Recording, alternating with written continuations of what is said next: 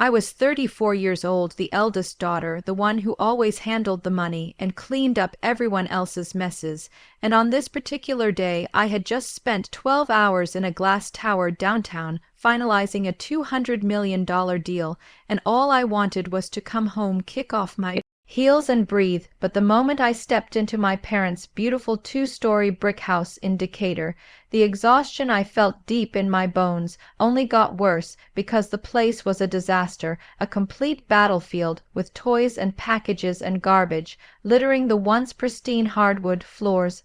House that used to be a symbol of legacy now looked like a daycare, and a delivery warehouse had collided and exploded in the foyer lying across the threshold, where a pair of blinking light-up sneakers tangled with some half-opened PR packages with my sister's name scrawled across the labels. My sister Simone, self-proclaimed influencer and brand ambassador, and her husband Chad had moved in a month earlier after being kicked out of their overpriced downtown loft, and promised they'd only be around until they got back on their feet, which translated to living rent-free under our parents' roof, while contributing absolutely nothing and somehow still expecting to be treated like royalty.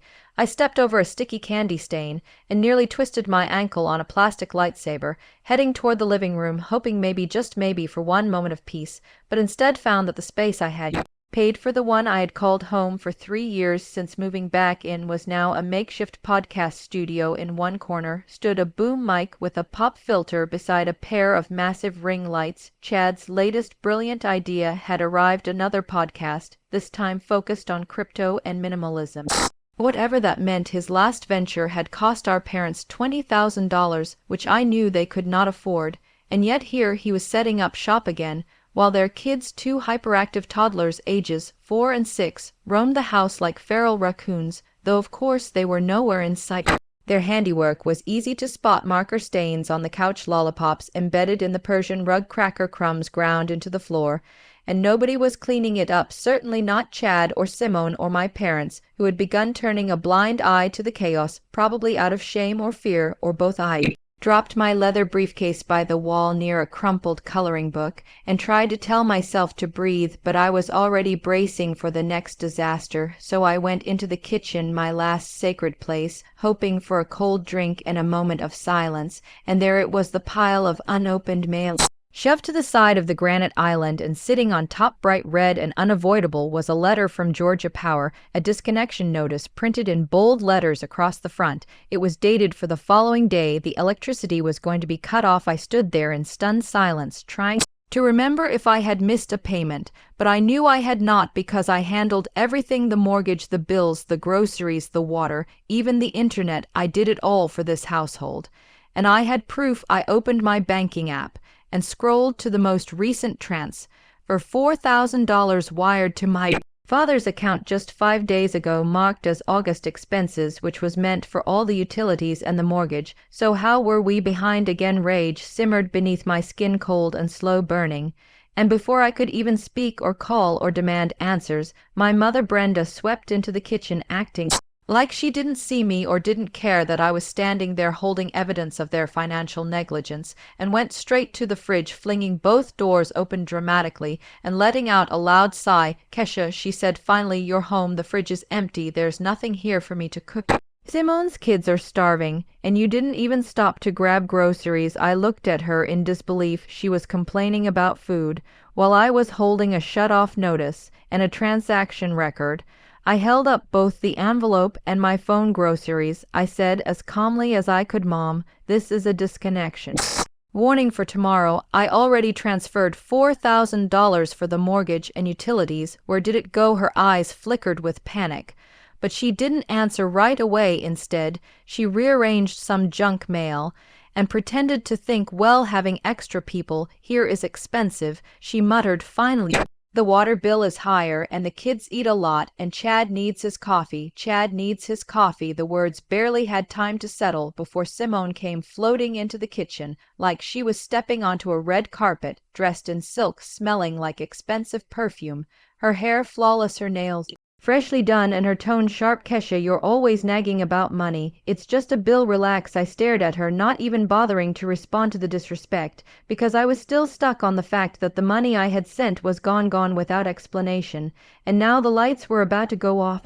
And then Chad entered, walking downstairs with all the confidence of someone who had never worked a full day in his life, wearing a designer tracksuit and eating an apple, as if he owned the house. "Oh, come on, Kesha," he said, grinning like a villain. "You should be grateful you get to live with such a loving family. I mean, you're just a project manager, right? You push papers. We're building a brand here, a legacy." I gritted my teeth. Legacy? The man was standing in a kitchen I paid for, mocking the job that kept the roof over his head. Those few dollars he dismissed were my entire salary. I didn't say anything. I just placed the envelope on the counter and spoke in a voice colder than the air conditioning. "I pay every single bill in this house, Chad. And you are not staying in my parents' house, you're staying in mine." The silence after that was sharp, and everyone turned when my father David appeared in the doorway, watching it all, arms crossed, silent like always. The man whose pride I had been protecting, the man whose mortgage I had been secretly covering for years, the man who had begged me to come back and help. I looked at him and asked the one question that could have made it all better. "Dad, are you just going to let him say that to me?" And he looked back at me, blinked once, shifted his weight, and turned to my mother. "Brenda, did you call Reverend Johnson about the building fund meeting tonight? We can't be late." And then he left the room, his silence louder than a scream, his indifference a knife to the chest. And just like that, the betrayal was sealed, because in that moment I knew I wasn't his daughter anymore. I was the help, just another wallet, and nothing more. Brenda picked up where he left off, suddenly cheerful, pretending like nothing had happened. And I stood there holding the red envelope, surrounded by the people I was saving, and realizing they had never seen me as one of them. They had always seen me as a resource, a tool. And I was tired, so tired that the ache went beyond my body. It was in my soul. And all I had wanted was to come home, take off my heels, and feel safe. Instead, I had walked into a house full of users and liars and cowards, and I knew it was only going to get worse, because something was coming, something they were all waiting to drop on me, and I could already feel the weight of it pressing against my spine. And that is where it began, the unraveling. The moment I stopped being the silent savior and started being the storm. Simone acted like the tension in the room never happened. She clapped her hands like it was time to put on a show, and turned to our parents with a big fake smile, as if the scene I just had with Dad never took place. She chirped with fake excitement, "Well, now that all the drama is over, let's talk about something good." She was glowing and proud, as if she had just received an award. Chad strolled up to her like he owned the place, slipping his arm around her waist and flashing a smug smile. He looked straight at me as if to say he won something. Simone giggled, then tossed her long braids over her shoulder. Her voice was full of fake joy. "Speaking of careers, Chad and I have some incredible news." She grinned wider and took a step closer to our parents. They leaned in, eager and ready to change the subject. Chad puffed his chest out like he was preparing for a TED talk. She continued breathlessly, like she was giving a speech at an awards show. "My brand is blowing up. That agency I spoke with last week told me my engagement numbers are through the roof. So this weekend Chad and I are flying to Miami for the Global Social Media Summit. It is the biggest networking event of the year." Chad cut in. "It's a 4-day event. We already got the tickets, first class and non-refundable. You have to look like you are successful to attract more success." He gave me a look like I was the one who needed to learn that lesson in my boring gray business suit. He sounded like a motivational speaker addressing a crowd of investors. "My podcast about minimalist crypto is a finalist for the New Voice Award. This trip is where we get our series of funding." He explained, "This is the moment we stop being amateurs and build our legacy." That word again, the irony of hearing him say that while standing in a house he paid nothing for, a house I had saved with my own money, was almost too much to handle. My mother looked like she had won the lottery. "Oh, Simone, Chad, that's amazing, isn't it?" "David?" she asked. Dad, who still couldn't look at me, just gave a grunt. Simone looked like she had won a crown. "It really is amazing," she said. Then she finally turned her plastic smile toward me. That smile was the smile of a lion circling its prey. I was supposed to be the spinster sister, the dependable one, the one who pays for everything. Now it was her moment to cash in. Brenda was practically bouncing. She grabbed my arm Tighter than I expected, Kesha honey, did you hear our Simone is going to be famous, a real star? Oh David, I always knew she had it in her. She looked at me, as if I should be cheering too, as if I should be clapping, because my $4,000 had been spent on a vacation. Simone kept glowing. Yes, Mom. It's going to be amazing, she said. Then she turned her smile back to me, casually, like she was talking about the weather. So anyway, Kesha, we will be leaving Friday morning. Our flight is at 9, which means we need to leave for the airport around 6. So you will be watching the kids starting. Then I looked at her, not sure if I had heard right. Watching the kids, she repeated brightly. Yes, she said, pulling out her phone. The kids are so excited. I already promised them you would take them to the Georgia Aquarium on Saturday, and then to that big park with the splash pad on Sunday, so make sure you keep your weekend clear. She did not ask. She gave me a schedule like I was her employee. Like I was the unpaid nanny for her children. I had worked over 12 hours that day. I had just gotten home to find out the power was going to be shut off, even though I had sent thousands of dollars to cover it. And now I was being told I would be taking care of 2 children all weekend while their parents flew off on a luxury trip using my money. No, Simone, I said flatly. What? She blinked at me like I had spoken in another language. No, I repeated calmly, I will not be watching your kids this week. And I already have plans. Simone looked like I had slapped her. What plans? She demanded. Plans that do not involve unpaid child care, I said. Her mouth fell open. I turned to my mother. Brenda was staring like I had broken some sacred family rule. I am not available to watch your grandchildren this weekend, I repeated. Then I turned back to Simone. I never agreed to this. You never even asked. Her voice turned cold and sharp. Are you serious right now? I am dead serious, I said. My entire weekend is booked. I have meetings, errands, and I will not be at your beck and call. I am not your babysitter. Her tone shot up. Who do you think you are? She hissed. I am the one who is paying for this house, I said finally. I am the one who sent $4,000 so you could fly first class while I work 16-hour days, and you have the nerve to dump your kids on me without asking. Chad finally jumped in. Wow, Kesha, is this really how you want to act right now? You are being incredibly selfish. Do you have any idea how much this trip means to us? I laughed softly. Selfish, I repeated. I just paid your power bill. Chad looked taken aback.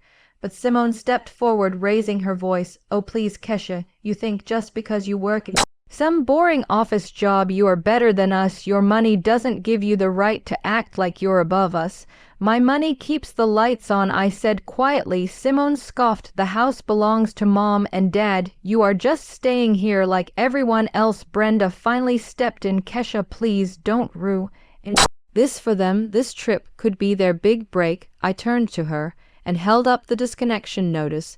The power is being turned off tomorrow. This is what your big break has cost us. Chad waved his hand dismissively. That is not our problem. It is just a bill. The power company can wait.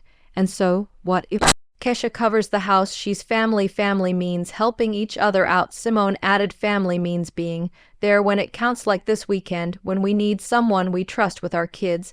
I clenched my jaw. You mean when you need someone you can use? Brenda's voice softened. Please, just help us this one time. The kids love you. They will be devastated if you don't take them. I took a deep breath. I love those kids, but I am not their parent. I am not your live-in nanny. I am your daughter and your sister, not your servant. If you wanted child care, you should have hired a babysitter. Simone laughed coldly. Oh right, because you are so busy being VP of nothing. Brenda gasped. Simone, Kesha worked hard to get where she is. My job is not nothing, I said quietly. But Simone kept pushing. Come on, this is what families do unless you are not family anymore. That was it. That was the final straw. I looked at her. I am not doing it, I said, and if this is how you treat the person who pays the bills, then maybe you need to start paying them yourselves. Chad looked at me with disdain. You know what? You act like you are so important, but you are just bitter because you are alone. You are jealous of Simone. Jealous stunned me. I shook my head. I have nothing to be jealous of. I have peace. I have success. I have no one waking me up at 2 in the morning screaming for juice.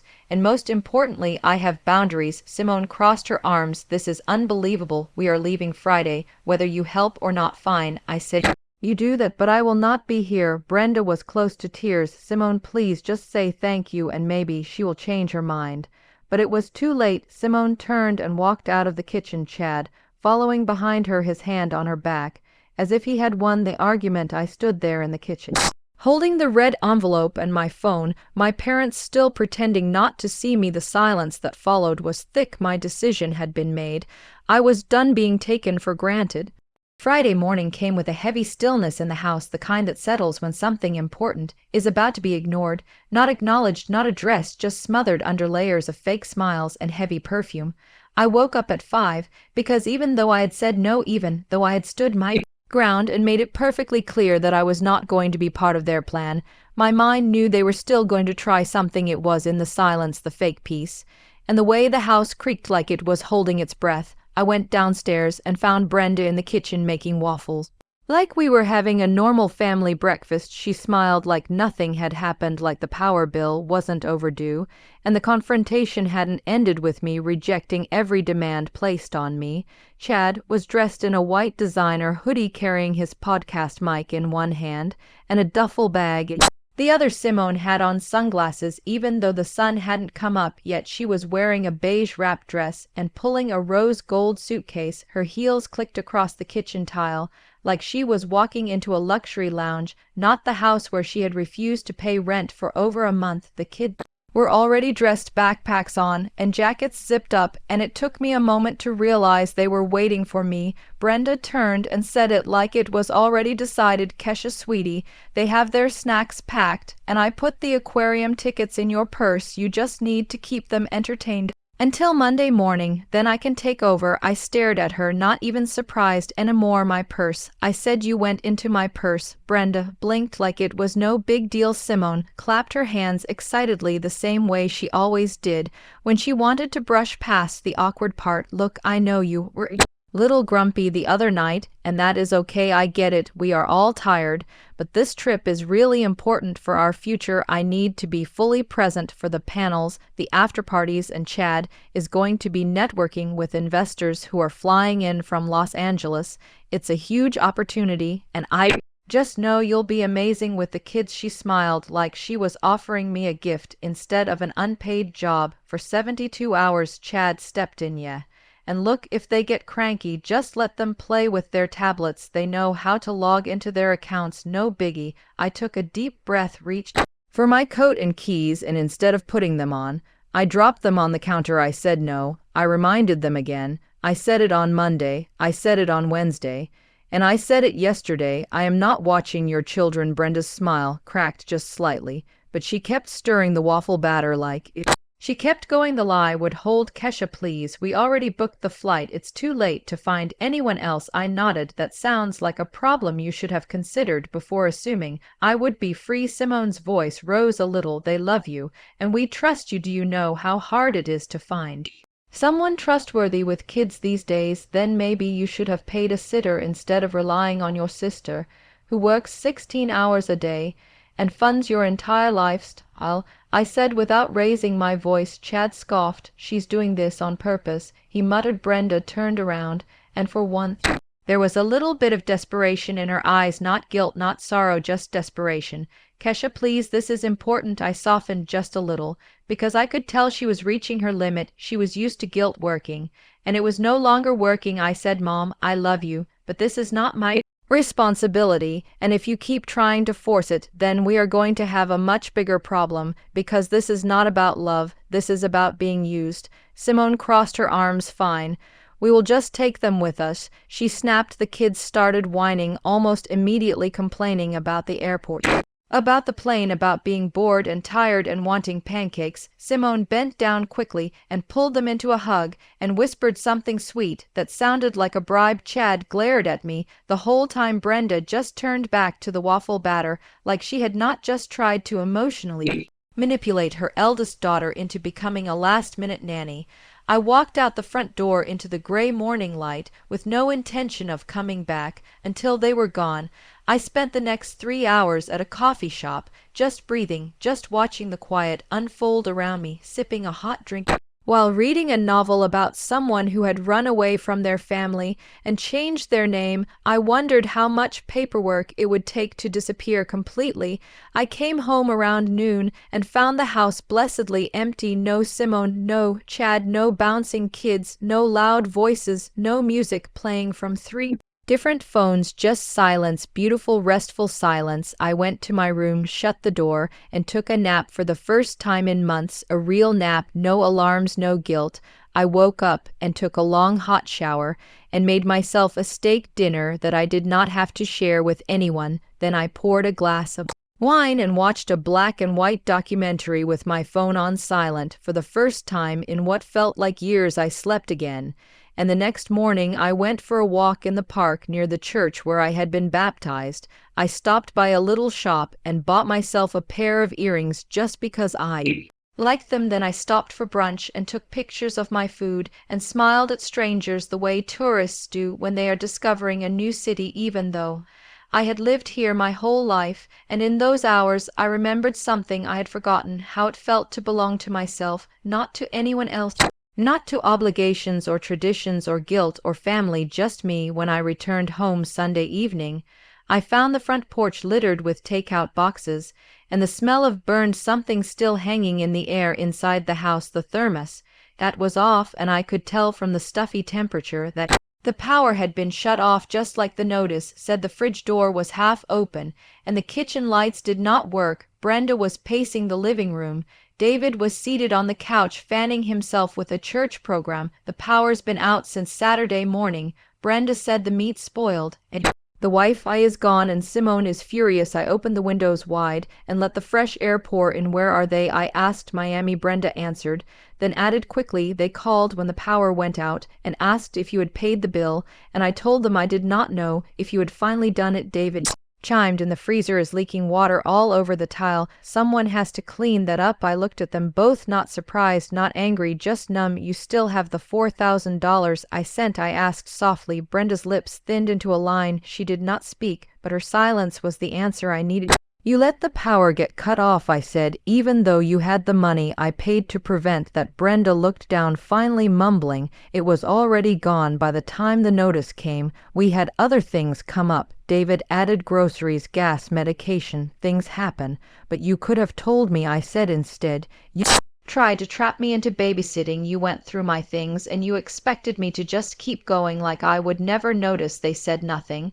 And in that silence I realized it again. They would never change. I turned toward the hallway, ready to return to my room, when Brenda called after me, Kesha, Simone says they might come home early if the house is not back in shape. I turned slowly, and for the first time there was something new in my chest. Not anger, not pain, something solid and final. Then maybe they should not come back at all, I said. Then I went upstairs, and for the first time in weeks I slept with the windows open. The air was warm, but it smelled like peace.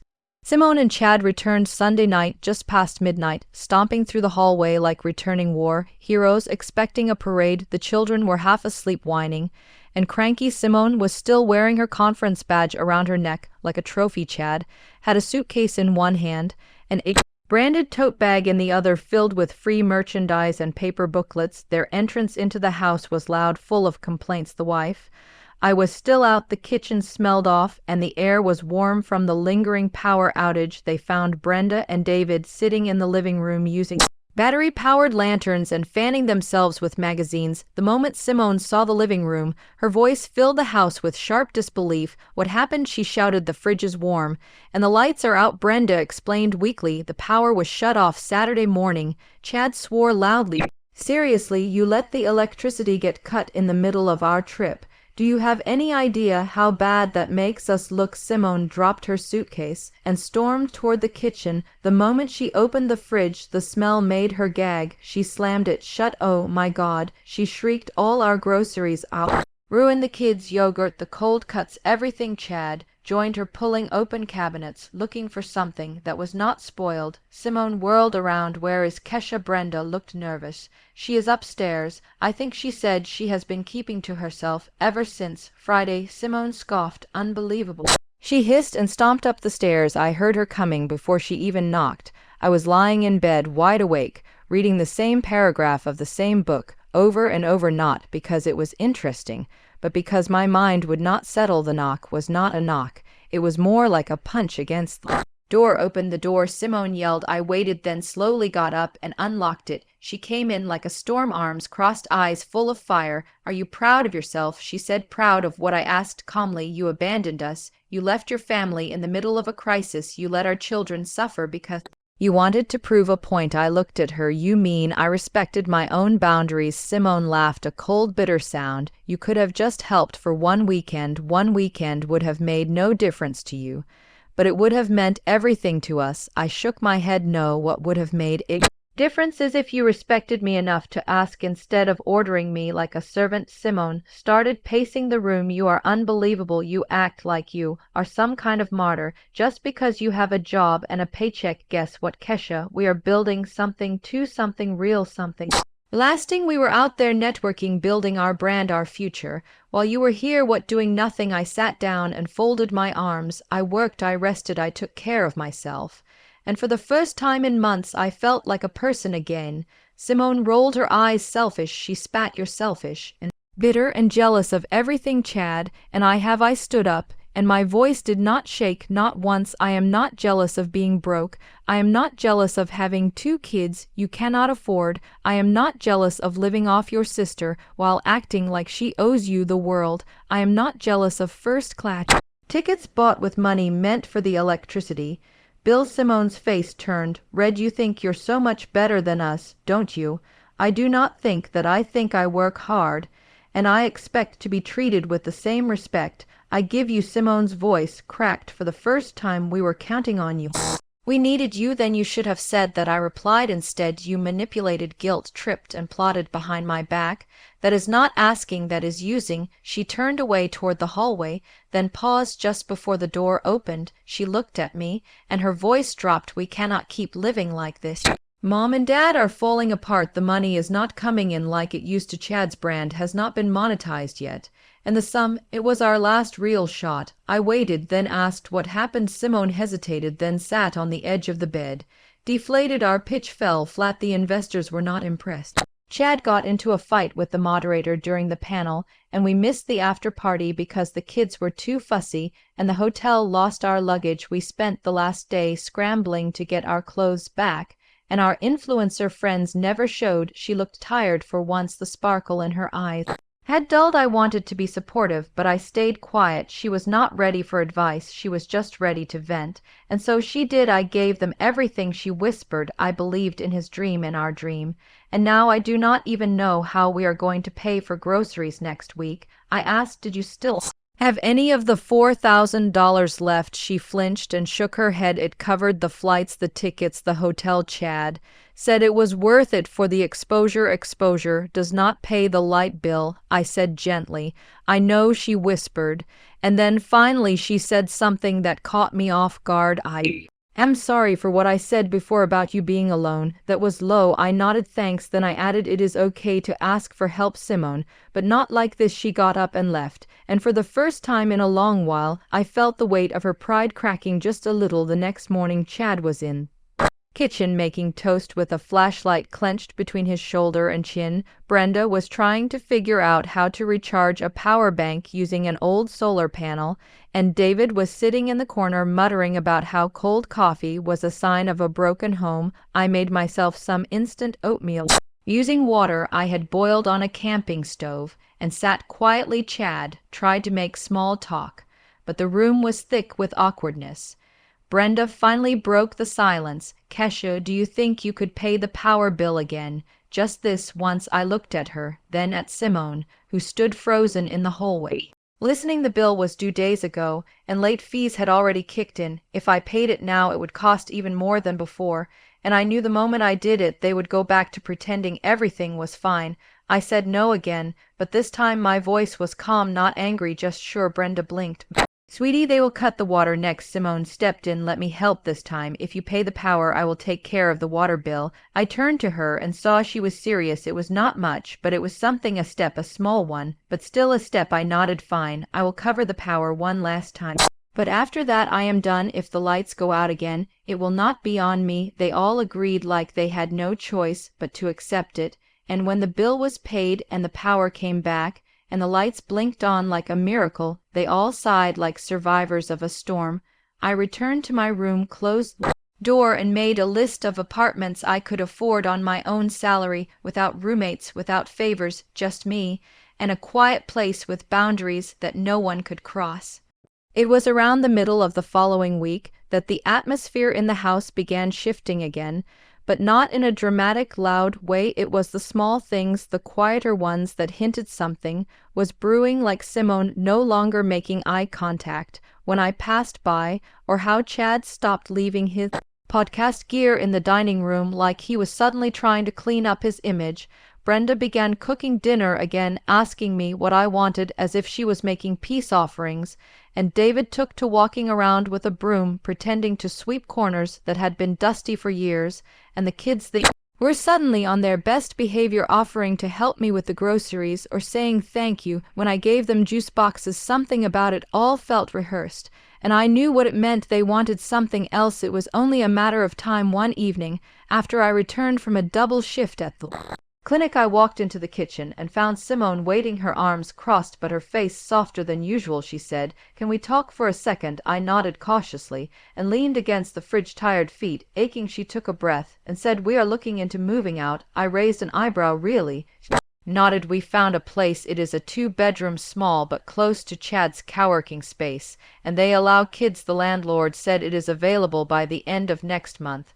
My chest tightened slightly with something like relief. She continued, "But we are short on the deposit." I closed my eyes, not surprised, just disappointed. How much? Simone looked down like she was embarrassed. "About 5,000.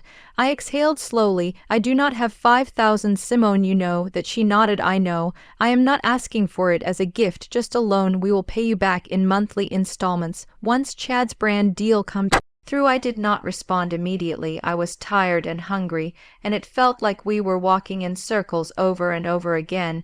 But she was being honest this time, or at least more honest than usual, and that mattered. I asked, "When would you need it?" She said, "Within 2 weeks, or we lose the place." I walked past her toward the living room and sat down on the couch. Brenda looked up from her knitting needles, watching me carefully. David muted the television. Simone followed me in and sat across from me.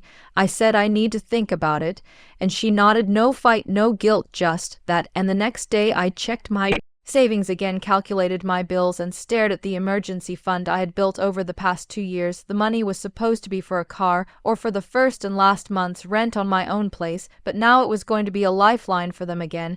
I hated that I even had to consider it, hated that part of me still wanted to protect people who had taken so much, but I also knew that if they moved out, it would be the first real boundary. I could draw the kind that actually had a door on it, the kind that came with peace and space and solitude. I called Simone into my room 2 nights later and told her I would transfer the deposit under one condition. She asked, "What condition?" I said, "You sign a payment agreement, and you move out by the end of next month. No extensions, no delays, no excuses." She blinked, then nodded okay. And for the first time since they arrived, Simone kept her word. The next few weeks passed like a countdown.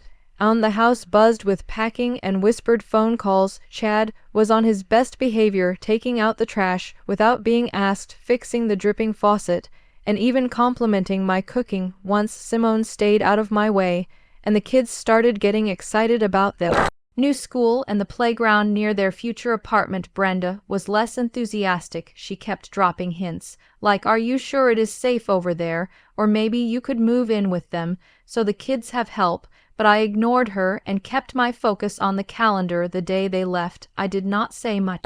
I helped load the final box into the trunk and then stepped back as the car pulled out of the driveway. Simone waved from the front seat, and Chad gave me a thumbs up. The kids pressed their hands to the glass, waving hard, and I smiled and waved back, then turned and walked into the house. It was quiet, like a library, like a sanctuary. I stood in the hallway and listened to the silence, and it filled my chest with something warm. Brenda did not say anything that night, neither did David. They both ate dinner in the living room and left their plates in the sink. I washed my own and went to bed. The next morning I started looking at studio apartments again, and by the end of the week I had found one small, clean, and just for me. I signed the lease the following Monday and spent the next 2 weekends moving my things out slowly, box by box, not saying much to anyone. Brenda seemed shocked when I told her. "But where will you go? What about family?" I said, "I will still visit, but I need my own space." David looked disappointed, but did not argue, and for once I felt free. I decorated the apartment with things I liked, painted the walls a soft shade of green,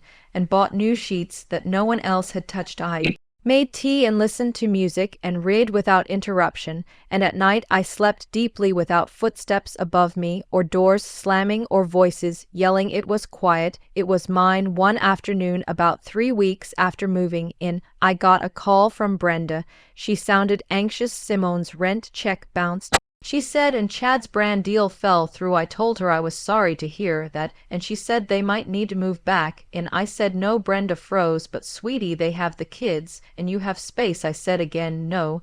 She tried a few more times, each one softer than the last, but I stayed firm. I cannot do this again. I said I love them, but I will not go backwards. Brenda sighed, and said she understood, but I knew she did not really understand. She just knew I was not going to change my mind later. That week Simone called herself. I could hear the desperation in her voice. Kesha, we made a mistake. The place is not what we thought it would be. The school is bad. The landlord is a knight. Mayor, please, can we come back? I said, Simone, you need to figure it out. I am not your backup plan anymore. She cried for a few minutes, and I listened, but I did not offer a solution. This time I just listened. She finally hung up, and I sat there holding the phone with mixed emotions, sadness, guilt, relief, but mostly peace. And for the first time in years, I did not feel like the bad guy. I felt like someone who had finally chosen herself. Over and over again. I chose me.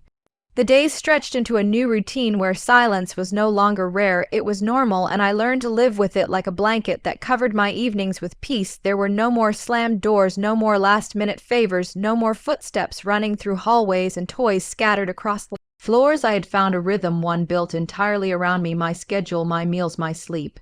And it felt like breathing again. For the first time since Simone and Chad had arrived at our parents' house, life had returned to its natural pace. Work was demanding but steady. I picked up 2 extra shifts of clinic to recover the money I had loaned them, and it gave me both distraction and purpose. In the evenings, I'd sit by the window with tea and a book, and sometimes I would just listen to the wind brushing against the building, and let it remind me that solitude could be sacred, but peace was not meant to last, not in a family like ours. The first sign was an envelope slid under my door, not mailed, not texted, but hand-delivered. Inside was a handwritten note from Brenda, not a call, not even a message, just neat cursive on a yellow paper. It read, Dear Kesha, I miss you. We all do. Please come visit. The kids ask about you every day. They do not understand why you do not come around. Simone is trying her best. Chad, 2 things are not easy for them.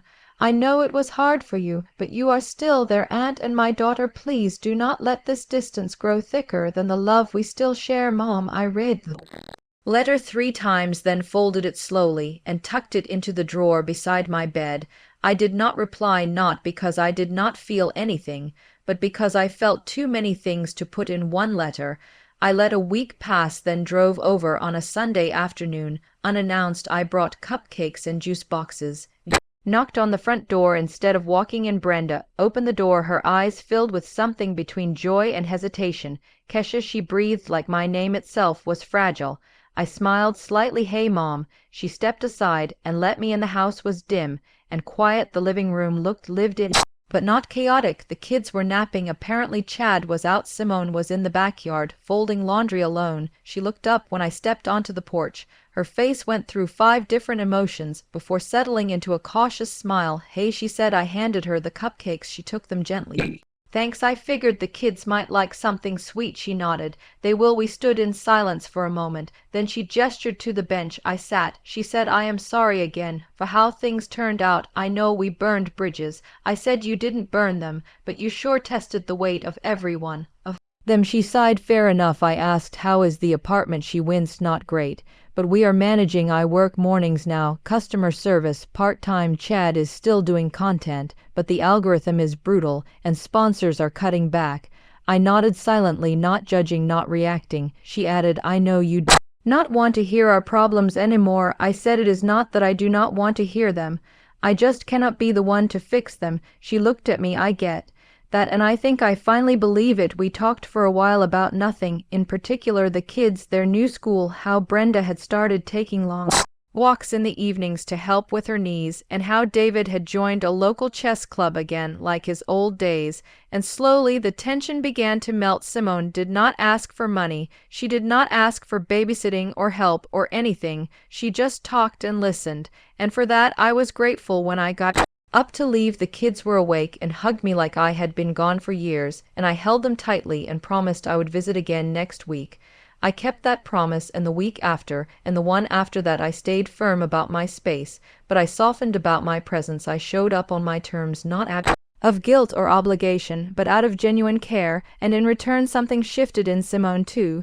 She started texting me before dropping by, asking if I was free before inviting herself over. Once she even brought me a small plant for my windowsill, said she saw it and thought of me, and while it was small gesture, it felt like a giant step. Over time, things became more balanced, not perfect, not healed, but manageable.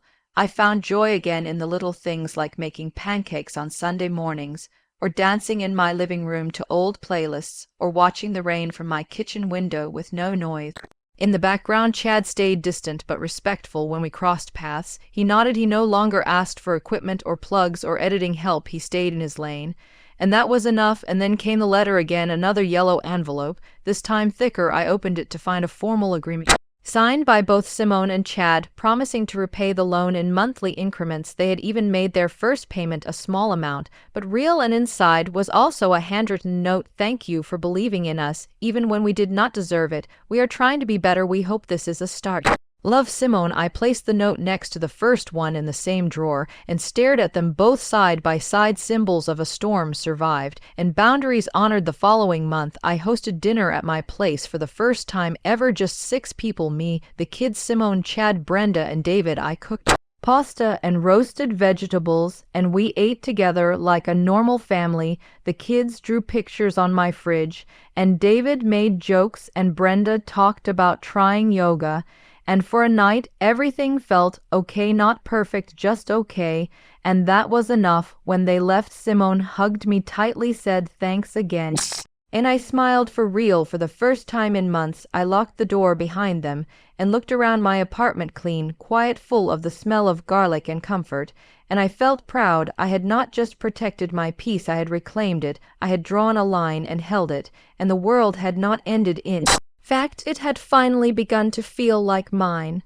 The seasons began to change slowly, and with them so did everything else. The air cooled, and the skies turned gray more often than not, and I found myself drawn to long walks through my neighborhood, just to watch the leaves shift from green to red to gold. My apartment smelled of cinnamon and quiet. I had started baking again, nothing fancy, mostly banana bread and oatmeal cookies, the kind of things that made the space feel even more like mine, and not just a shelter from family chaos. The kids had started calling me more often, video chats from Simone's phone, showing me their school projects and science fair posters, and home-made songs they had written for me. I kept them on speaker while I cooked and let them ramble about everything and nothing at all. Simone never stayed on the call long, just long enough to say hi and ask if they were being polite. Then she would disappear into whatever part of her world she was trying to rebuild. I admired that quietly, the way she was trying without asking for applause or shortcuts, and even Chad had started putting in real effort. I heard from Brenda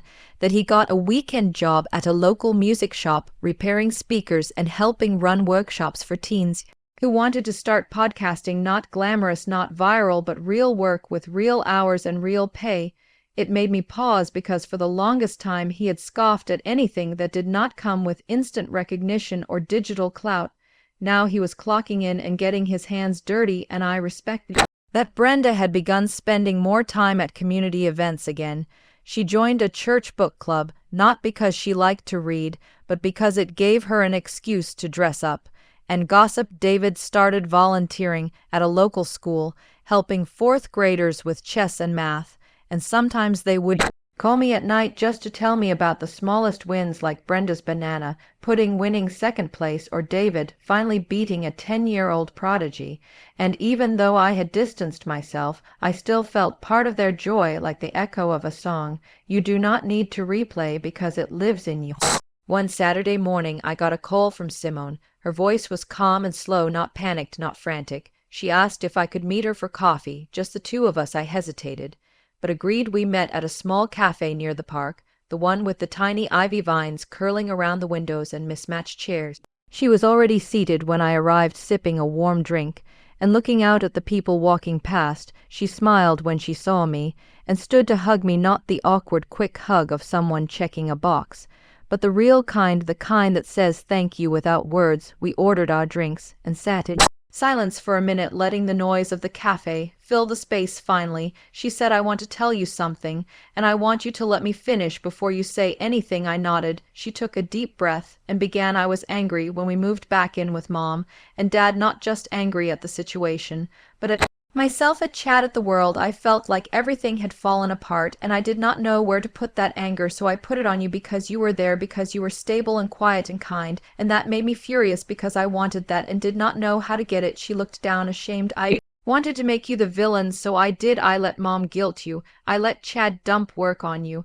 I made the kids your responsibility, even though they were mine, because it was easier to blame you than face how badly I had failed myself." I said nothing, just listened. She continued, "I know I asked too much and gave too little, and I am not here to make excuses. I just wanted you to know I see it now, all of it, and I am sorry, truly." I nodded slowly, and after a moment said, "Thank you." She smiled, that half smile people give when they are not sure what happens next. We talked for another hour, not about the past, the present, things like rent and recipes, and small wins like how her son had finally learned to tie his shoes and how her daughter wanted to be a doctor.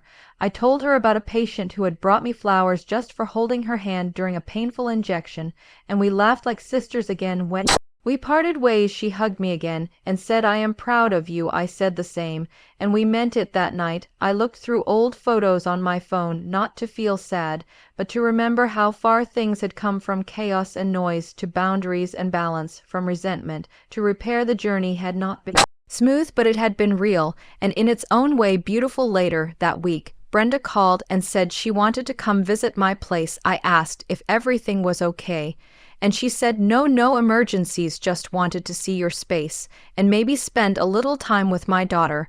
I cleaned the apartment more thoroughly than usual, bought flowers and made tea, and when she arrived she looked around with wide eyes and said, "It feels like you." I poured her tea, and we sat on the couch, and for the first time in years we talked not about other people or problems or plans, but about us. She told me stories I had never heard about her childhood, about her dreams and regrets, and I listened fascinated at how much I still had to learn about the woman who raised me. She said I was too hard on you and too easy on Simone. I think I was afraid of losing her because she was always on the edge, and you were always steady, and I took that for granted. I said, "I know, and I forgive you." She cried quietly, and I held her hand. We watched an old movie together after that, and she fell asleep on the couch. I let her stay the night, and in the morning made her pancakes with blueberries, just the way she liked. The next week, the kids came over again for a sleepover. They brought board games and popcorn, and we built a blanket fort in the living room. Simone texted me to say thank you again, and Chad even dropped off extra snacks at the door with a scribbled note that read, "Hope they behave." And for the first time I laughed, reading something from him, not because it was funny, but because it was normal, and normal felt good. When the kids left the next day, they hugged me hard and said I was the best aunt ever. I smiled, and for once believed them, not because I had sacrificed myself for them, but because I had chosen them. Without losing myself in the process, that night as I lay in bed, I realized the storm that had once lived in our family had quieted. It had not disappeared entirely, but it had calmed enough for us to find each other again, not as dependents or burdens or guilt-tripped hosts, but as people, as family, not perfect but willing, and that was a beginning. The weeks that followed felt like something out of a different life, one where the weight of guilt no longer followed me from room to room, and where my phone lighting up with family names did not make my chest tighten anymore. I still kept my distance in terms of emotional entanglement, but I was no longer holding on to bitterness like it was my last defense mechanism.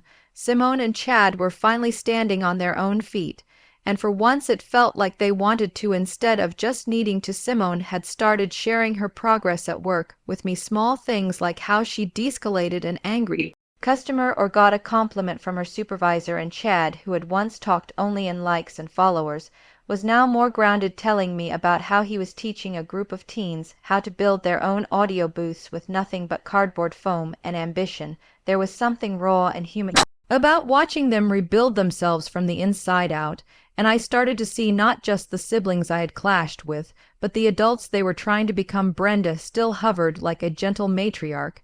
She visited often, but not in an overbearing way, more like someone who just wanted to enjoy what was left of her peaceful years. She brought me her leftover pies and recipes she wanted me to try, and once she handed me a box of old photo albums saying, "I think it is time you kept these now."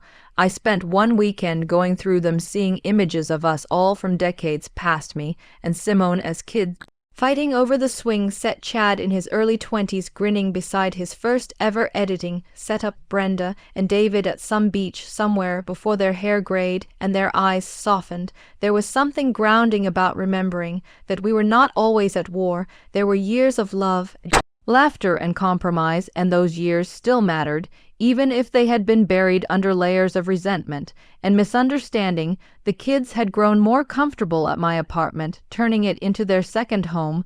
They knew where I kept the cookies, where the extra towels were, where to plug in their tablets, and how to arrange the cushions just right for movie night. They no longer asked why I had not lived with their parents anymore.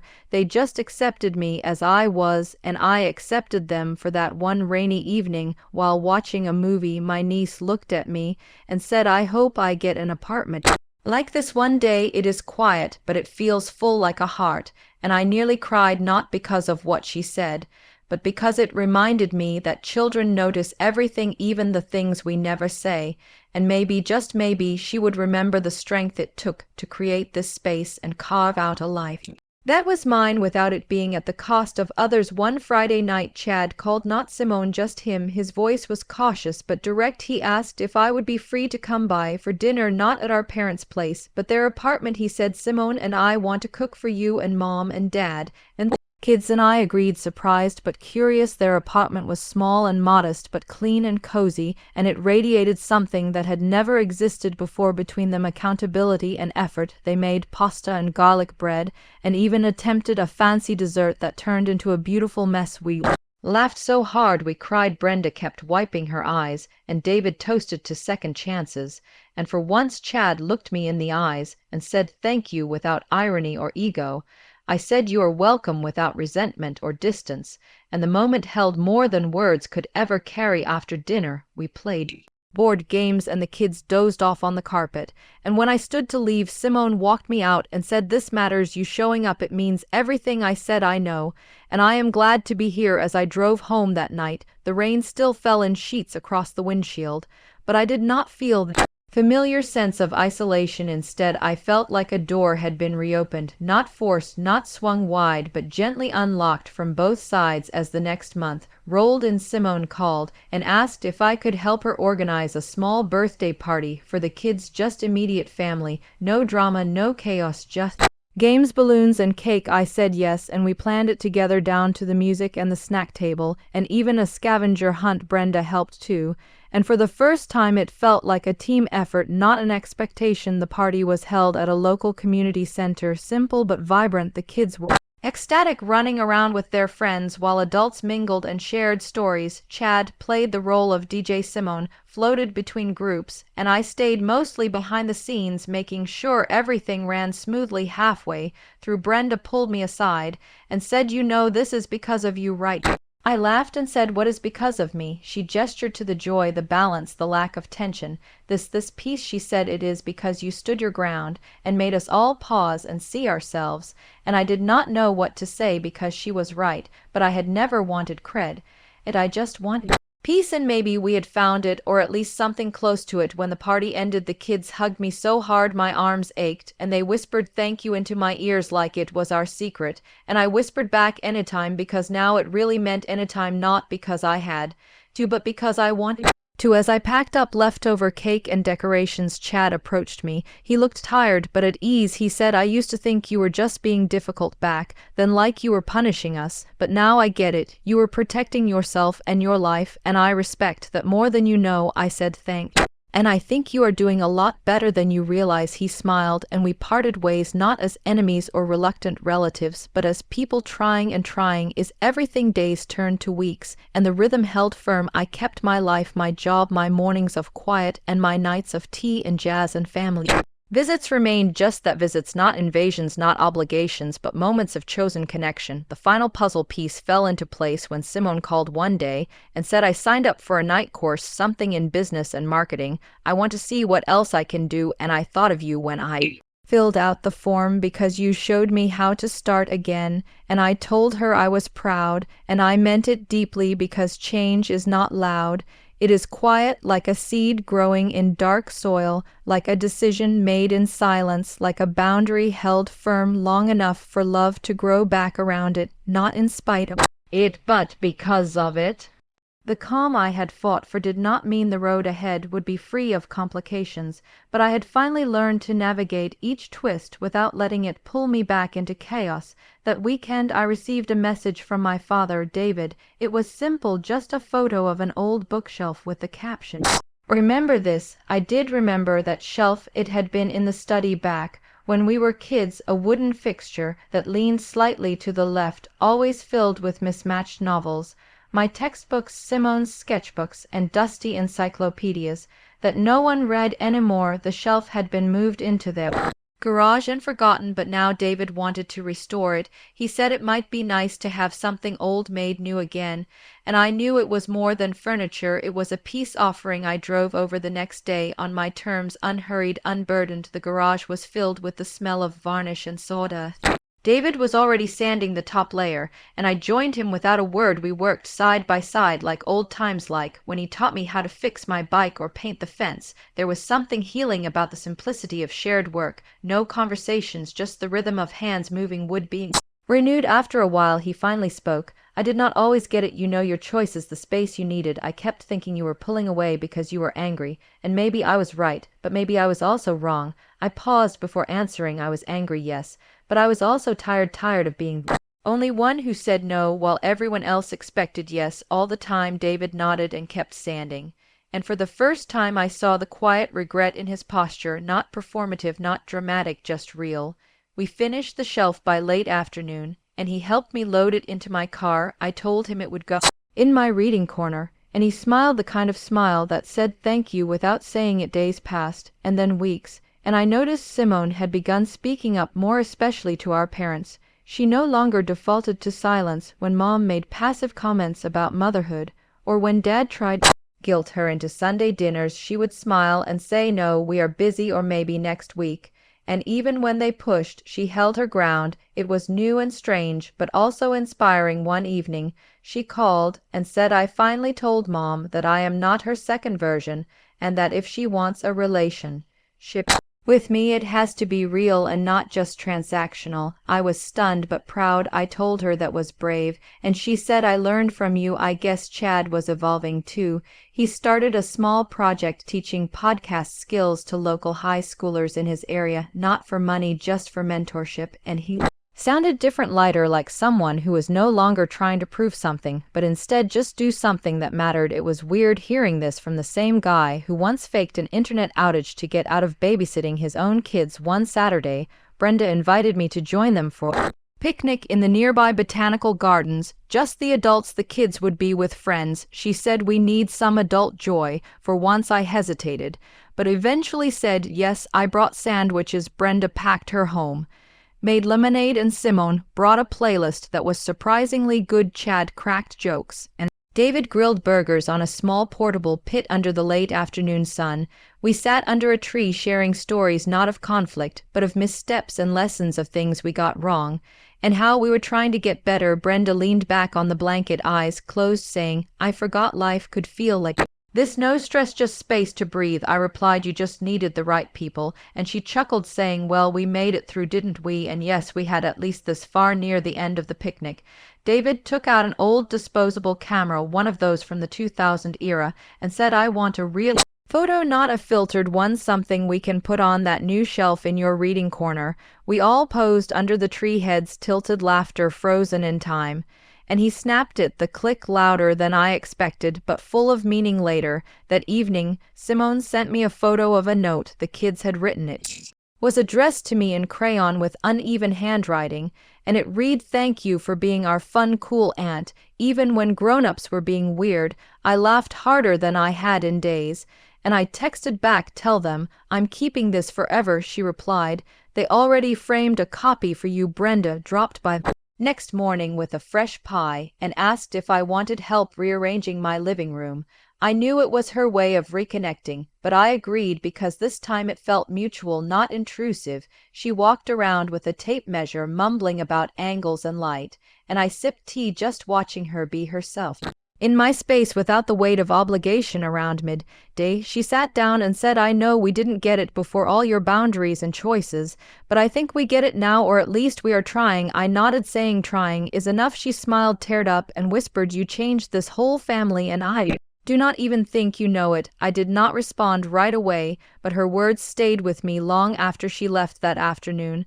I hung the shelf in my corner, filled it with old favorites, new reads, and that photo David took at the picnic. It stood proud, like a quiet monument to growth, to saying no when it mattered, to holding space for myself until others learned to do the same. Later that week, Simone told me she was considering writing a blog about motherhood and identity, not because she had it all figured out, but because she wanted to share the messy truth. I told her that sounded perfect, and she asked if I would help her edit the posts. I said of course, and meant it genuinely, not out of duty, but support. Chad popped in on a video call during one of our chats, just to say he landed a small podcast deal, nothing huge but real enough to pay a bit and build a name. He grinned and said, "Who knew growing up looked like this?" And we all laughed because really none of us had seen this version coming, but it was good, better than what we had before. A few nights later, I stood by my apartment window, lights low, jazz playing softly, and looked out at the city, quiet and alive. I thought of the past, of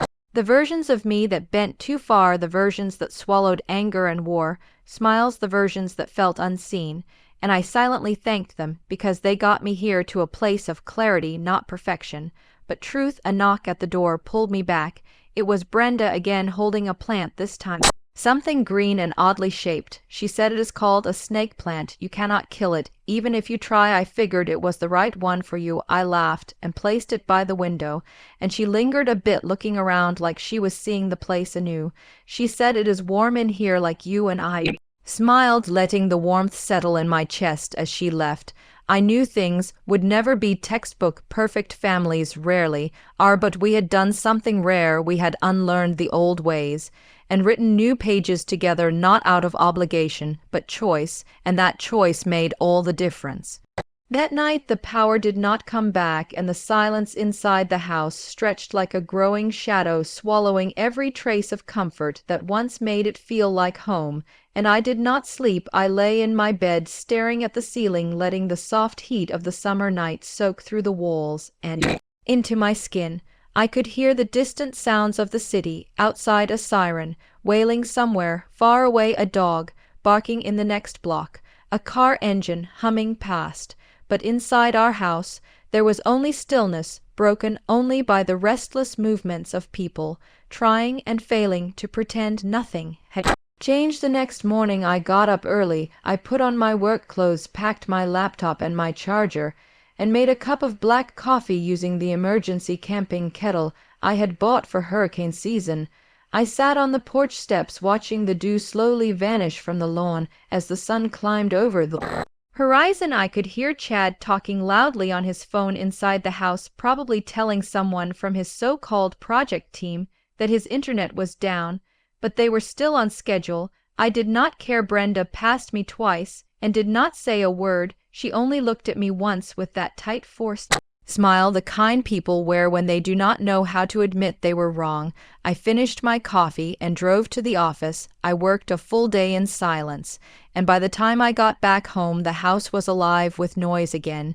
Simone had brought the kids back from daycare, and they were watching a movie On one of the tablets while she filmed a dance in the backyard with one of her influencer ring lights. It had a battery, I guess, because the house was still dark, except for the faint hum of a portable generator somewhere, probably powering the fridge, and nothing else. David, my father, was sitting at the kitchen table staring at the unpaid power bill, and my mother was wiping down a spotless counter, pretending the smudge on the gran. It was the reason the lights would not come on. When I entered the room, no one said hello, no one looked at me, and for once that was exactly what I wanted. I walked straight past them up the stairs and into my room, where I opened my laptop and clicked through the final set of property documents. The email was from Miles, my lawyer. Subject line: confirm intent to proceed. It was time I closed my eyes and remembered everything that led me here, all the insults, all the dismissals, all the passive-aggressive digs, the way they made me feel like a stranger in a house I saved, a tenant in a building I owned. I opened my eyes and typed the words: I confirm I am ready to proceed. Then I pressed send and leaned back in my chair. The silence in my room was not like silence in the rest of the house. This one felt clean, sharp, intentional. Within 20 minutes, Miles replied with a call. He spoke slowly, clearly, making sure I understood every step we were about to take. Kesha, this is the final handoff. We will initiate the transfer of legal responsibility from your name to the co-signer listed on the mortgage, which is David, your father. Once that is done, any defaults, notices, or collection actions will go directly to him. Are you sure you are ready for this? I said yes, my voice steady and my heart calm, because the truth was I had been ready for a long time. I was just waiting for them to show me who they really were, and they had. I thanked Miles and hung up. Then I sat very still, listening to the distant laughter of Simone and the kids in the backyard. It sounded fake, like a commercial pretending to be real joy, and I thought about how people who do not pay bills always laugh the loudest. And then I stood up and made the final phone call to the bank. Good afternoon, this is Kesha. David, I said, my tone firm and professional.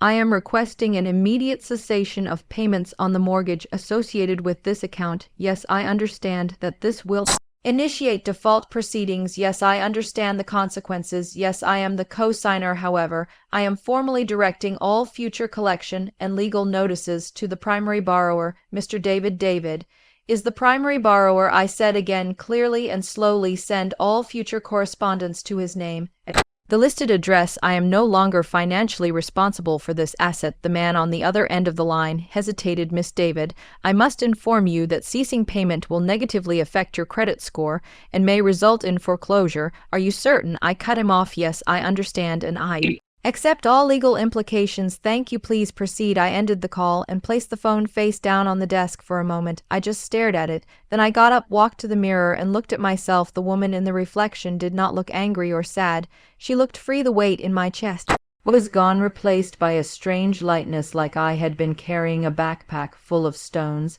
and had finally dropped it. Miles was right. The clock was now ticking. Phase 3 was complete. 2,000 miles away, Simone and Chad were in Miami, clinking champagne glasses and taking selfies for their curated digital fantasy. They were posting hashtags about hustle and family and legacy, while the real legacy was being torn from beneath their feet. But they did not know that yet. Chad was already talking about the infinity pool. Simone was already planning her next content shoot, and both of them were smiling like people who believe nothing can touch them back at the house. My father was watching the local news, unaware that the paper he had ignored for months was now his full responsibility. My mother was browsing furniture she would never own again, and I was quietly preparing the next step. Extraction. It began the next morning early. While they were out, I called a moving service, not the usual kind, but the kind that handled high-end clients, fast, discreet, executive relocations. I need everything removed from the southeast upstairs bedroom. I told the woman on the phone everything belonged to me: furniture, art, electronics, clothing, files, all of it. Move it to the new address listed in Midtown. Yes, today. Yes, this morning. I will be on site when the house is empty at exactly 10:15 a.m. I saw their car back out of the driveway, my father driving, my mother in the passenger seat, probably Off to buy snacks for Simone's kids. I waited 3 minutes, then texted the movers, "You are clear, the window is open. You have 90 minutes." 10 minutes later, a sleek black truck with no logos pulled into the driveway, and I let them in through the front door upstairs, southeast corner. Everything goes. I said the team was precise. They brought wardrobe boxes for my clothes, wrapped my paintings in thick padding, protected my computer's monitors and hard drives bubble, wrapped my nightstands, and disassembled my custom desk within 45 minutes. My room was empty, nothing left, not even a scrap of paper, no sign I had ever been there. I took one last look at the bare beige carpet and the blank walls, and I did not feel sad. I felt done. I drove straight to my new home, a penthouse on the 52nd floor of a tower I helped build. I stood at the window watching the Atlanta skyline stretch beneath me, the real skyline, the one I helped shape, not the fantasy world my family built on lies and silence. And I felt my breath return. Miles met me at the office later that afternoon. We signed the final documents and made the last calls. The house was now entirely theirs, every bill, every threat, every unpaid fee, and no one could say I had not warned them. They had chosen this the moment they looked at me and saw a wallet instead of a daughter. I walked out of the conference room and into my new life. The air was lighter, the city brighter, and for the first time in years I was not anyone's emergency backup plan. I was just me. The first sign that things were unraveling came not with a bang but with a soft knock on the front door around 11:30 in the morning on a Saturday when the sun was high and hot, and the air was still and tense. I had just returned from a grocery run to stock my new apartment, and I had a smoothie in one hand and my keys in the other when my phone buzzed and I saw a text from my mother. The message simply said, "Are you coming by today?" I did not answer. I stared at it, then locked my phone and went back to putting food in the fridge. A few hours later, I got a call from my father, and I let it go to voicemail. The next day, there was another message, this time from Brenda, asking if I could help her figure out why a letter had arrived from the bank addressed to her husband and marked urgent in red letters. I still did not reply. I had warned them. I had explained everything, and now silence was my answer. A week passed, then two, and finally my mother showed up at my job, waiting in the lobby while I returned from a client meeting. She looked tired, like she had not slept in days, and I knew without asking that the house was no longer pretending to hold itself together. She pulled me aside into a quiet hallway and asked if we could talk. She said things had gotten complicated. She said the power had gone out again, and this time the bill was too high to pay all at once. She said there had been letters from the mortgage company asking about missed payments, and then she asked question I had been waiting for since the day I walked away. "Kesha, did you stop paying the mortgage?" I looked her dead in the eyes and said yes, I did, and her face crumbled. I told her calmly and directly that the papers had been signed, that the house was no longer mine, that all legal and financial responsibility had returned to its rightful owners, and that for once in my life I was no longer going to clean up someone else's mess. She started to cry. She said she did not understand how I could be so cold after everything we had been through, and I reminded her that when I asked for peace, they gave me chaos. When I asked for boundaries, they gave me guilt. When I asked for space, they moved in and took more than I ever offered. She said Brenda and Chad had not meant to stay so long, that it was just supposed to be temporary, that life had gotten hard for everyone. I nodded and said I understood, but I would not be coming back. I told her to speak to David, her husband, the primary borrower, and to work out a solution with him, because I was done being the bank. She walked out of that building with her shoulders slumped and her hands shaking, and I knew that for the first time in a long time she was feeling what I had felt for years, the weight of choices made and ignored for too long. Within 3 days, the texts turned to pleas, then threats, then silence. My father called once more and left a long voicemail asking if there was any way I could at least cover the overdue balance to avoid foreclosure. I deleted the message without listening to the end. By the 4th week, they received a notice of default taped to the front door by a courier. It said they had 60 days to resolve the debt, or the house would be listed for sale. I heard about it not from them, but from a neighbor who sent me a picture of the notice and said, "Girl, you were not playing, were you?" I replied with a thank you and no explanation, and for the first time felt the full force of freedom sweep through me. I had removed the final brick in the wall I had built around myself, the wall that held my family up while they chipped away at me without ever saying, "Thank you." Brenda called me the next day. Her voice cracking and furious, she screamed about how dare I do this, how dare I abandon them, how dare I turn my back on my blood. And I told her that blood does not mean servitude, that family is not a chain, and that I owed her nothing. She told me I was evil. I told her I was finished, and then I hung up. 2 days later, the bank called my father directly and laid out the numbers. He finally understood how deep the debt was, how long I had been covering it, how many times I had bailed them out without a word, and the silence that followed was the sound of truth settling in the house began to empty room by room. They sold furniture, electronics, Simone's dance ring light, the big television in the living room, even the guest bed, all gone in desperate attempts to keep up with bills they had never seen before and could no longer ignore. Simone tried to reach out via social media, posting a teary story about how betrayal cuts deepest when it comes from those you love the most. I did not respond. I simply blocked her and kept going. My new life was quiet, clean, filled with mornings where I woke up with no tension in my chest and no texts demanding help, afternoons where I worked on my own terms in a home that was mine, and evenings where I cooked dinner with music playing and the windows open, letting the wind carry away the last bits of guilt. The house was listed for auction in the 3rd month, and the listing included photos of bare walls, faded carpets, and a cracked driveway. I remembered all the memories we had there and felt nothing because the people who made it home had turned it into a battlefield, and I had finally left the war behind. The final message I ever got from Brenda came on a rainy Thursday.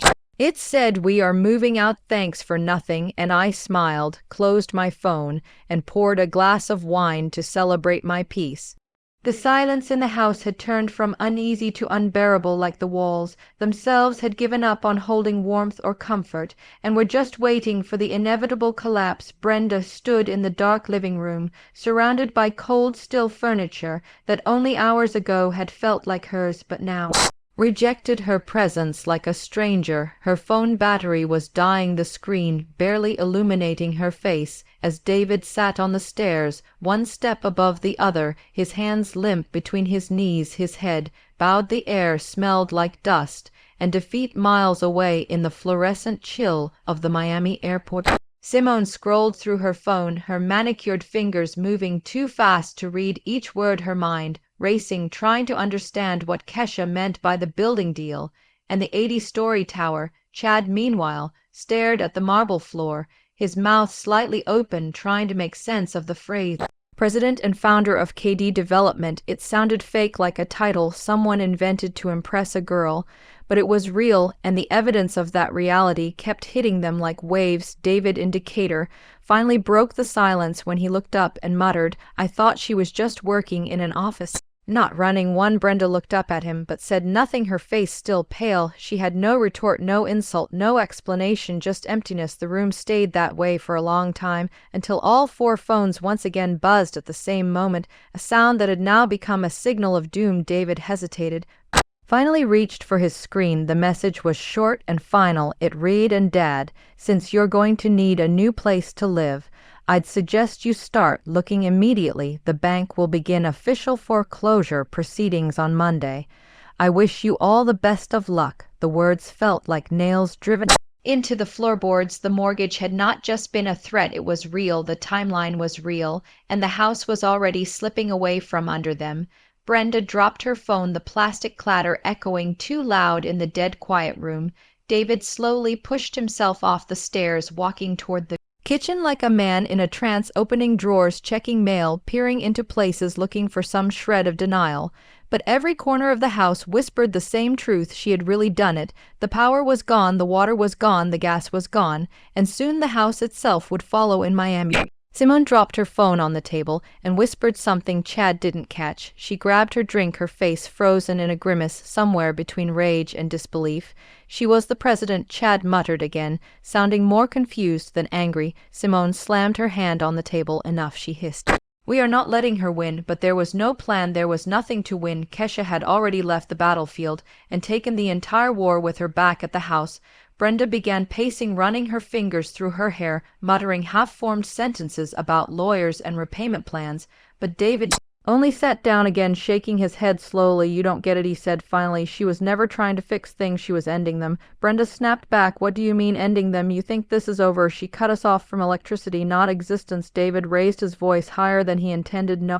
You don't understand. She cut us off from her life, from her money, from everything. We have been living off her, and we did not even know it. She built a company, she paid our bills, and we acted like she was some roommate we could throw around, and now the bill has come to Brenda's eyes, filled with tears. The anger slipping into panic. What are we going to do? Where will we go? We can't lose this house. This is our home. David stared at the ceiling, letting the silence answer for him. The only sound was the faint ticking of the wall clock, the only thing still running in a house full of dead wires. The next morning the house was colder. The sun barely came through the curtains as Brenda tried again to call Georgia Power, and got the same answer. The account had been closed by the owner of record. There was nothing to reconnect unless the balance was paid, and a new account created in someone else's name. David tried the bank, pleading for an extension, but the system had already triggered next steps. Foreclosure letters would be issued Monday, just as Kesha had promised. It was Saturday. They had less than 48 hours. David's cred.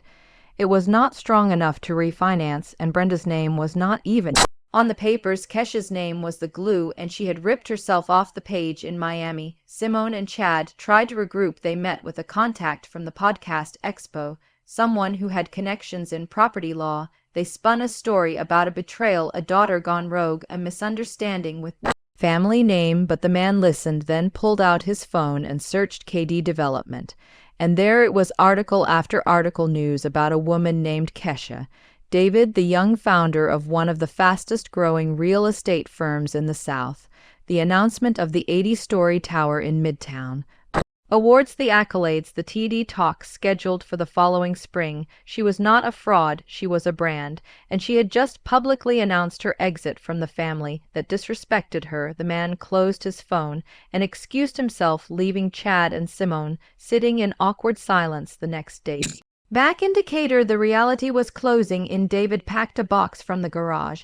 Brenda argued that it was too soon, but he had already spoken to a lawyer. There was nothing they could do, not with no job, no income, and a foreclosure. On the way he tried calling Kesha one last time, not to fight, not to yell, just to talk, but it went to voicemail. He didn't leave a message, he just sat there for a few seconds, then hung up. Later that night, they sat together in the cold living room, David, Brenda, Simone, and Chad, all back in the house, lit by candles and one old battery-powered lantern from the emergency kit.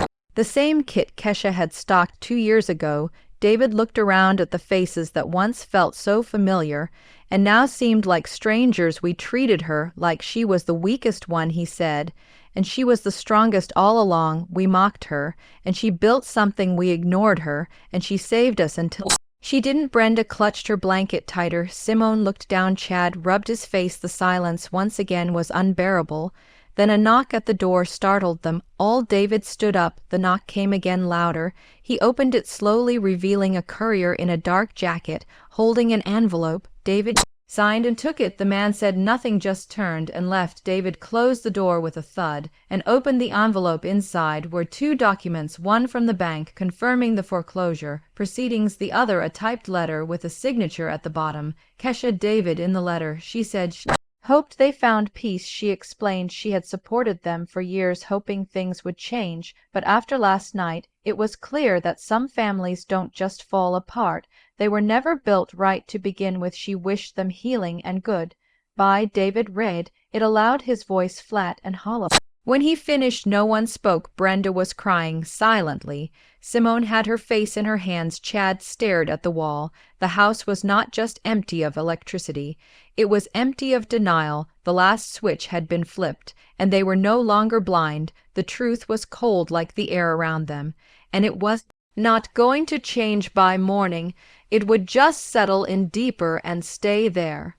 The front door clicked shut with the sound of betrayal sealing itself behind me, and I stood frozen in the long dark hallway with my suitcase in one hand and my pride in the other, the last words of my father still reverberating through my chest like the dull hum of a distant explosion. I am your Father, and this is my house, this is my house, the words echoed like a courtroom sentence handed down without mercy. I did not cry, not yet. I walked stiffly upstairs, the weight of the moment turning every step into a silent war drum. My bedroom door opened with a creak softer than my own breathing, and I dropped the suitcase beside the bed.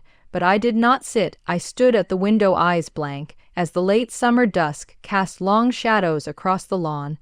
The children were still laughing outside, completely unaware of the Civil War their mother had just waged, and one inside. I pressed my hand against the glass, not for comfort, but for confirmation of the world's indifference to my pain. I stayed there unmoving until the sun slipped away like a coward, and the stars came out one by one like silent jurors who had already made up their minds. I turned away finally and sat at the edge of the bed, opened my laptop and stared at the blinking cursor on the email to my boss. I hovered there for what felt like hours, trying to figure out how to write a lie convincing enough to match the one I had been forced to live in.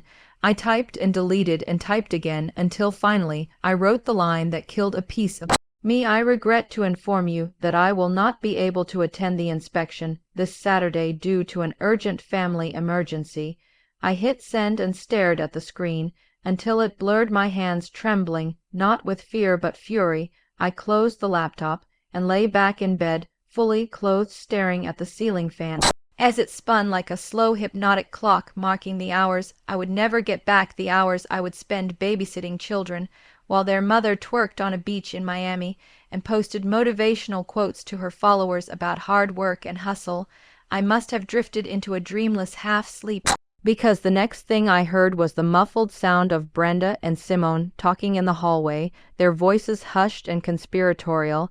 I didn't move, I just listened. Brenda was whispering about printing boarding passes, and Simone was gushing about brand collabs and meeting someone named Kane could get her in with a new line of luxury kids where they were planning a takeover, and I was their free labor, their invisible foundation. The next morning arrived with the smell of Chad's cologne poisoning the air. He walked past my door, shirtless, singing badly to some hip-hop track on his phone, and I felt bile rise in my throat. I got up, dressed in silence, and made my way to the kitchen where the chaos had already begun. Brenda was frying eggs. Chad was arguing with one of the kids over tablet time.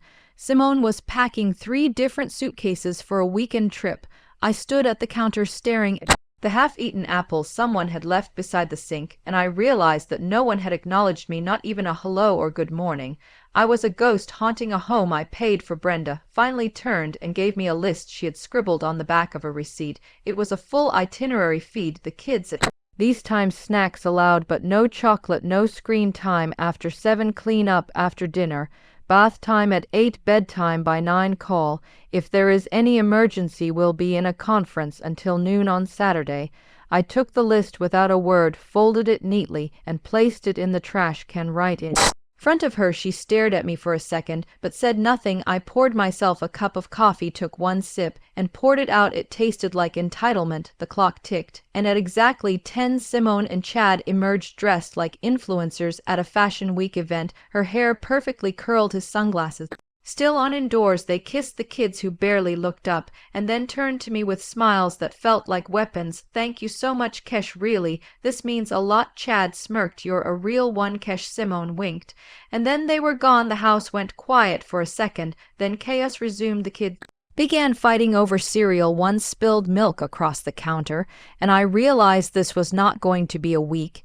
And this was going to be a battle. The hours dragged. I played games, made snacks, wiped noses, cleaned up, and did it all again and again, like a loop designed to break my spirit. Every time I tried to sit down, someone screamed. Every time I reached for my phone, someone cried. I was running a daycare inside a war zone, and the parents had left no weapons, just expectations. By the time Friday night rolled around, I was exhausted. My back ached, my head throbbed, and I sat in the living room, surrounded by toys, crumbs, and the sound of cartoons. I looked around at the mess, and the silence hit me like a slap, not because it was peaceful, but because it was so familiar. I realized this was what my life had been reduced to, not just these last 2 days, but the last 3 years. Sacrifice, silence, servitude. I got up, grabbed my laptop, and walked upstairs, locking my bedroom door behind me. I opened the spread sheet, the mortgage tracker. The utility braked, on the secret lifeline that had kept this house afloat. I stared at the total, 3 years at $4,150 a month. Nearly $150,000 paid in silence, paid in loyalty, paid in the name of family. And in return I had been insulted, dismissed, humiliated. I sat there for a long time until a decision began to form cold and clear.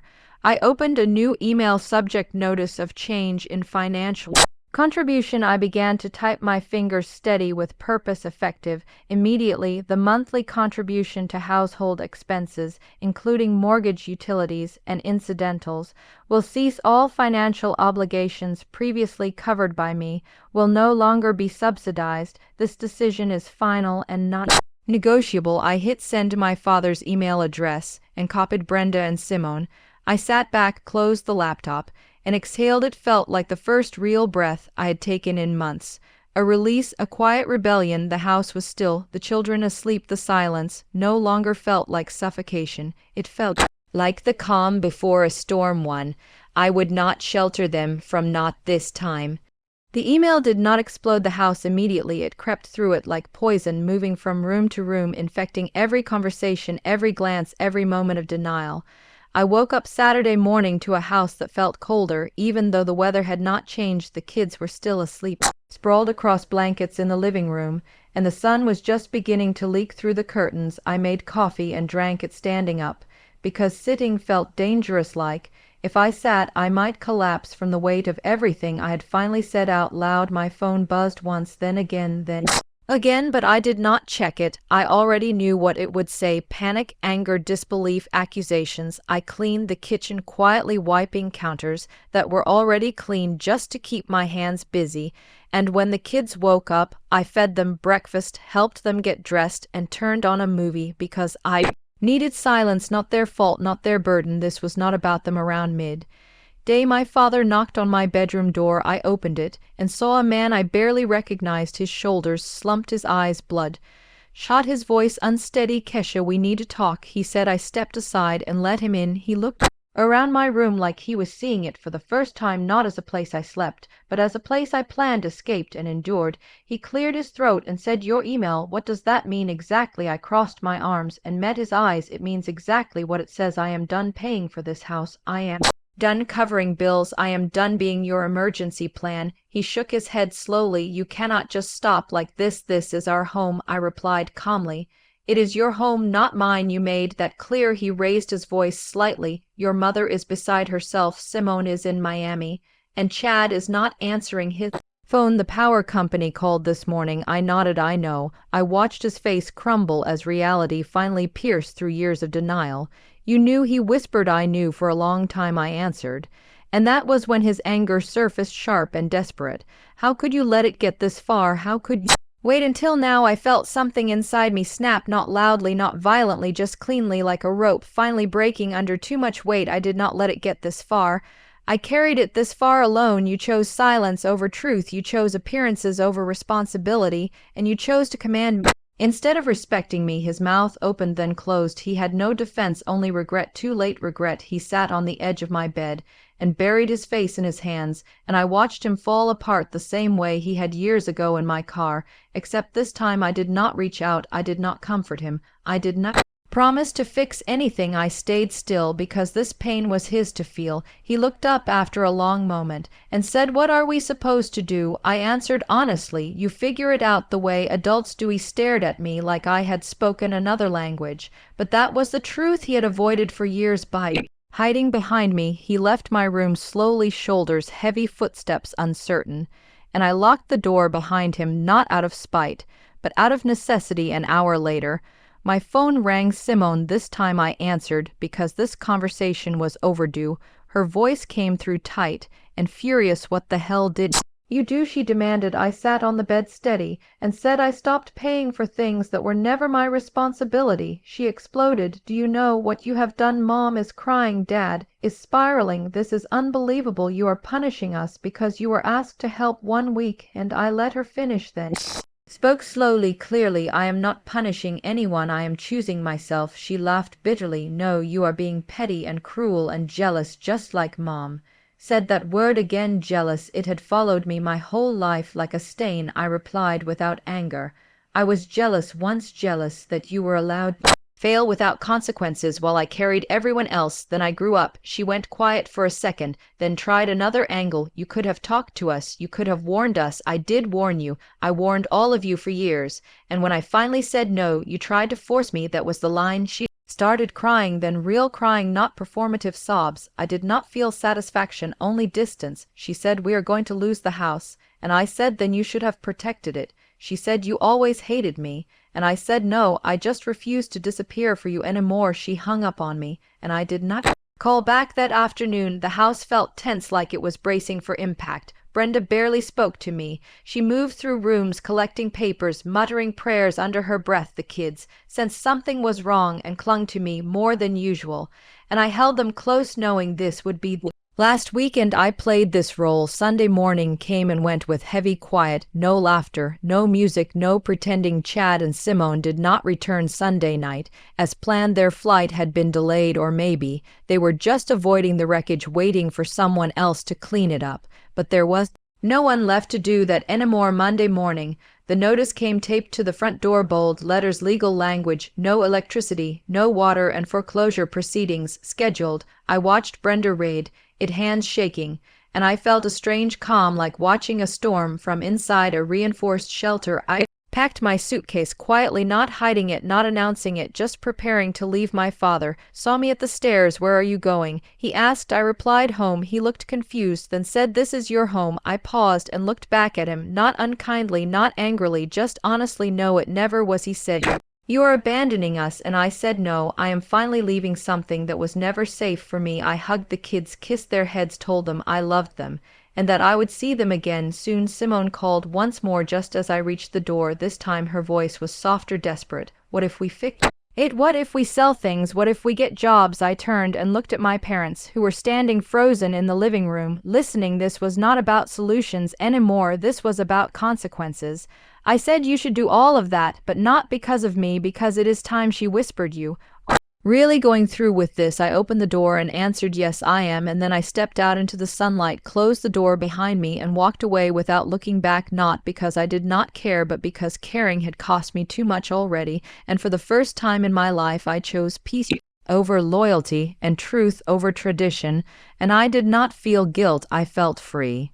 I never thought the day would come when I would be able to drive past that old neighborhood without feeling my stomach twist in a knot. But here I was, windows down, wind in my hair, steering the car with one hand as I passed the corner where the maple trees always dropped the most leaves in autumn. I slowed only slightly when I neared the house that used to be mine, once the proud landmark of my struggle, my responsibility, my burden. And now someone else's problem. The foreclosure process had run its course, and a new family had moved in. The porch had been painted, the lawn cut, the front windows polished, and behind them I saw toys that belonged to children I would never meet. I did not hate them. I hoped they found joy in the walls I used to hold up alone. For years I had walked through fire for people who saw me only as a stepping stone, and now the silence of their absence was louder than all their demands. I had blocked Brenda and Chad for good, removed them from every app, email, contact list, and social feed. Even Simone's posts, which tried to paint me as some villain, were now just background noise. I did not engage. I did not reply. I simply reclaimed my peace 1 hour at a time. It was not easy at first. The emptiness of distance felt like guilt, the kind planted deep by a lifetime of being told to sacrifice. But each time I opened my fridge and saw the groceries I chose with money I earned for myself, each time I slept in past 9 without a child screaming in the next room, each time I worked on my laptop without the sound of someone else's TV blaring beside me, I remembered why I walked away. My new apartment, though small, had character. The neighbors were friendly, the street was quiet, and my work was thriving. For the first time in a long time, I was not surviving, I was living. My mother called once more 2 months after the final move out. I let it ring.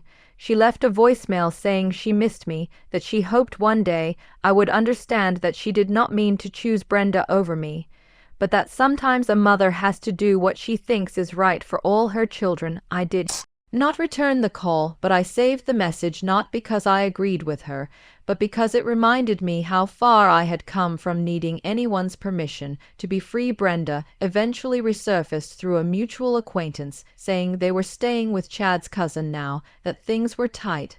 He was working night shifts and she was still home with the kids trying to find something part-time, and that their marriage had started to crack under pressure. I felt nothing, no triumph, no sadness, just quiet resolve that choices have consequences, and every time I begged for boundaries they had laughed. Every time I explained I was drowning, they told me to swim harder. Well, I stopped swimming for them and built my own boat, and now they were learning how deep the ocean was without me.